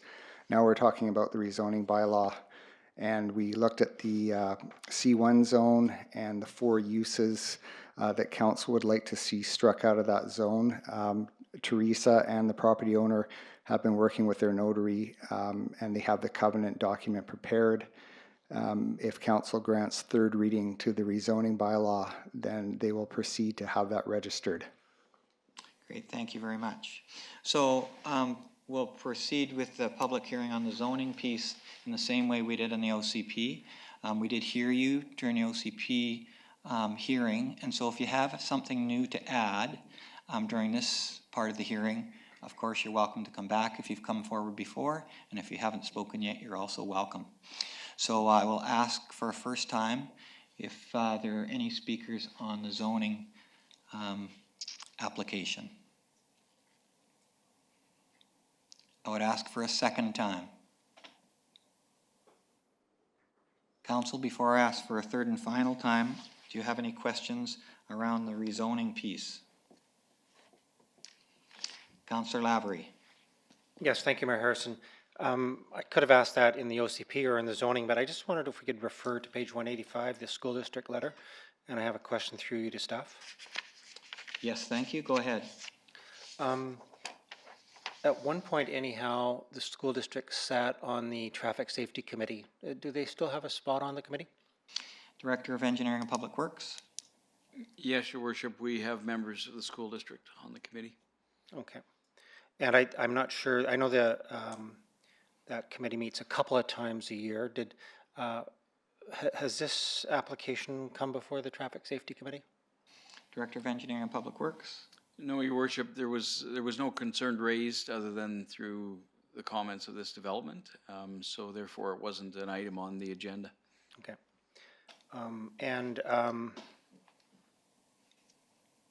Okay, I'll just maybe editorialize on here in terms of some of the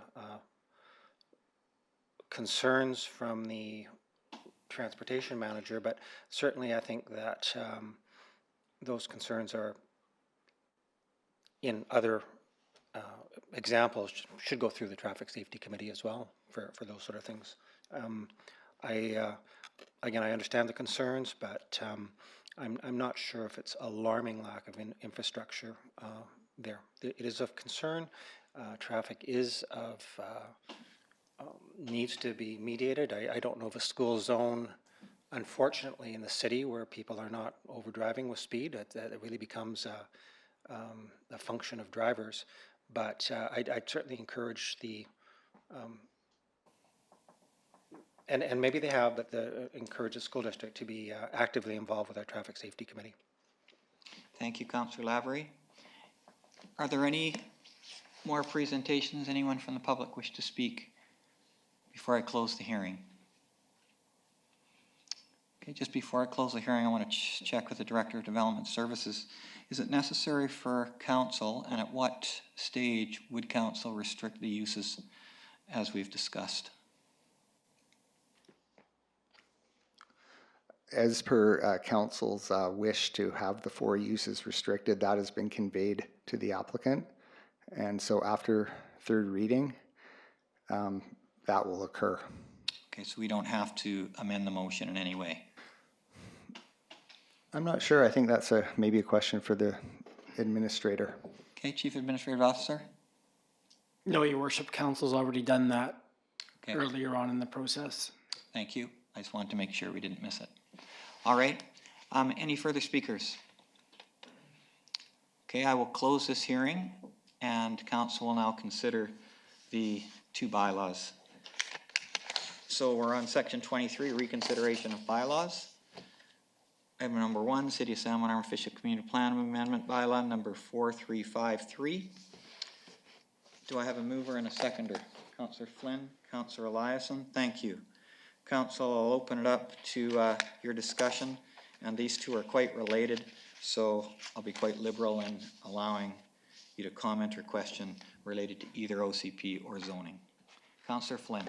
Thank you, Your Worship, and thank you to everybody who presented, both in favor and with concerns. I don't think anybody with concerns is necessarily against daycare, but they had legitimate concerns about traffic, parking, and things like that. I do want to just clarify that the development permit and the form and character Director of Development Services, I can ask questions still, right, of Yes. staff. That would go to the design review panel, or does this not go to the design review panel? Director of Development Services? It goes to the design review panel. And then to council? Yeah. Yeah, okay, thank you. So form and character is another issue, and I'm glad to hear that the applicant's representative is not going to ask for a variance on parking, because clearly that was one of people's concerns. So I think this is an ideal location for a daycare. I don't think you could pretty much find a more ideal location except one with a little less traffic, but the traffic issues in my mind, we hear them with just about every application we get for anything. And in my opinion, the traffic issues exist. We're not going to make them go away whether we approve this or not. And in my mind, these will contribute very little to the traffic issues. The first house I bought was actually on 5th Avenue in Salmon Arm on the west side. The second house in, I know the area intimately. I live near there now and by another daycare, so I'm familiar with the traffic and the concerns. I still very much support this. It's needed. It's a positive addition to our community. And I know that my grandchild, there's a waiting list for daycare of about 3 or 4 years. So we need daycare spots in our community. And as was mentioned, the province is doing a lot of work to try to bring in more daycare spots. And I think you couldn't find a better spot for one. I hear the traffic concerns. I still think this is the right spot. I am going to say that I am extremely disappointed with the letter from the transportation manager at the school district. And I'm not going to editorialize or anything else, but to say that there's an alarming lack of infrastructure to support this additional facility, I think the alarming lack of infrastructure, is on the site of Shuswap Middle School. And it's kind of ironic that we're working so hard with the school district to talk about joint use and facilities planning and future locations of schools, to read a letter that the traffic issues are there and they're mostly caused by the school. I agree with people who've said the timing's different. I think this is a good use, and I will vote to support both the OCP and the rezoning. And clearly the people using this daycare already cannot speak highly enough of the applicant. So I think this is a great application for our community, and I very much support it and look forward to it being part of our childcare infrastructure. Thank you, Councillor Flynn. Councillor Eliason. Yeah, thanks. The community needs childcare spaces. We have an opportunity to provide childcare spaces by rezoning. We've done our best to mitigate any issues, and we should all vote in favor like we have in the past. Thank you. Councillor Lavery. Thanks, Your Worship. My thunder has been taken by the previous speakers. This is an overall need. Most neighborhoods would crave this and demand this, to have local childcare spaces in your neighborhood. I am not familiar with the program itself, but an increased dose of free-range kids in nature is good for everyone. I like the concept of it, ideal location, and I will support both motions. Thank you, Councillor Lavery. Councillor Lindgren. Thank you. I also will support both of the motions. I think one of the things about the daycare and the changes we've made to restrict some of the other activities that could have happened there will benefit the neighborhood, in that most of the activity will happen there during the day when people are at work, and it'll be nice and quiet over there and look good for Michelle when people are home in the evening and on the weekends trying to enjoy their own backyard. I agree that the parking issues the traffic issues exist, obviously, and maybe there's a way to mitigate how much traffic is coming down that street to Shuswap. I don't know what the other routes could be, but I think that the gentleman over here that spoke about the timing, I think that we're going to have traffic in the morning going to the school, and then when that finishes, the daycare will start up, and the daycare kids will mostly be picked up after the school is closed and most parents have gone home. So I will vote in support. Thank you. Councillor Lavery, did you wish to speak again? No. Okay, thank you. Are any of the councillors wish to comment? All right. First of all, thank you to the residents on Fifth Avenue who have come tonight, and also to those who have children in the daycare, and to Teresa. Mr. Saab, just to answer your question was about the purchase of the property and whether the city had considered that. And what I can tell you is that whenever there's property for sale that is close to city infrastructure, we do look at those properties. In this case, it was not a high enough priority for us. And I think we felt like we were looking after our parking issues, which is basically Little Mountain Park. So we did look at it, but we decided that we would decline. I'm delighted that Teresa has decided to purchase property for daycare. I know that it's been an adventure finding a place that can be rezoned commercial, which you have to have if you're going to allow enough daycare spaces to make a daycare economical. Daycares who have under, I think it's 8 children, do not need to be commercially zoned, but they also can't survive financially unless they're in a house, and then you don't make much money either. So you have to be able to make ends meet. Presently, that property, as was pointed out by one of the speakers, is not being used. It's fenced, and it's not really well maintained. And so I think the use there, and we saw a draft of perhaps a layout, is going to be much like a residential use with a great big yard, which I think will be suitable for the people on Fifth Avenue who live close. As far as the traffic is concerned, 30th is a main corridor and there's a lot of traffic on it. And I travel it as well quite regularly. We're always in a conundrum when it comes to development, because the alternative is to put the daycare in a quiet residential area and attract a whole bunch of cars into that area. That is not popular, and it's also dangerous. And so where our infrastructure is and where our main streets are is, of course, where the most traffic is. So I think while I really appreciate the input as far as sightlines go and as far as signage goes, I think the number of cars that will be added to 30th because of this development really will be small compared with the number of cars that are generated both by not just the school but also by people traveling downtown. And I know it's really busy. As Ms. Stewart said, we have been really trying to increase our number of daycare spaces here. And there's a whole bunch of reasons why. It's to help young families, but it's all about economic development actually. Because families, when they come to look to places to move to, they need daycare for their kids because housing is so expensive everywhere. And we want to supply in Salmon Arm the very best option for young families because that's who we're trying to attract here. And so one of those ingredients is daycare. And even better, the kind of young families we want here, we want them all, but families who are looking at outdoor education for their kids are very attractive to our city. And they are attracted because of everything that we have to offer here as far as outdoor activities go.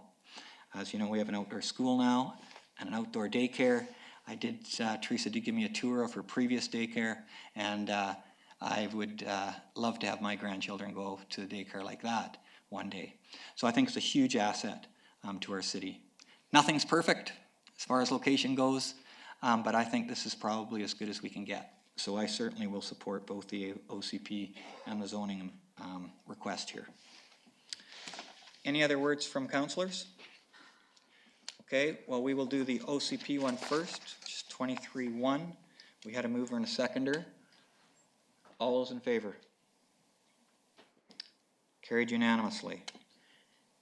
We'll move to 23-2, which is the zoning amendment bylaw piece. We have a mover and a seconder. Councillor Cannon, Councillor Lindgren. Any further discussion by council on the zoning piece? Seeing none, I'll call the question. All those in favor? Carries unanimously. Thank you, council. Thank you to our gallery. The only other item we have is a question and answer period. If you have any questions you would like to ask us, we have an open mic, and please come forward. It could be about this topic, or it could be about something else. Anyone have a hard question? All right, seeing no questions, we have a motion to adjourn. Moved by Councillor Lyson, second by Councillor Lavery, that the regular council meeting of December 9, 2019 be adjourned. All those in favor? Thank you very much. Thank you, council. Thank you, staff.